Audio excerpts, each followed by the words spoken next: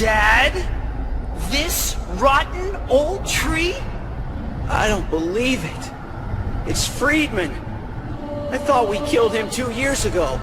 It's this jerk who injected us with the black spores when he was still principal. I need to take daily medication because of this jerk.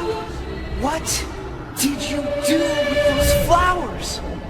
He was sick. Now he cleans. He grafted the flowers onto himself. That's how he managed to spread his plague. Through the flowers.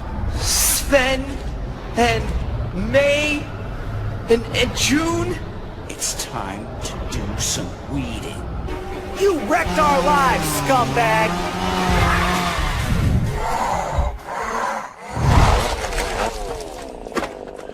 Dad? Dad is dead. Won't make any more flowers. But you can still chop him up into firewood with that chainsaw of yours. Get a nice fire going. Get all warm and comfy while your daddy burns.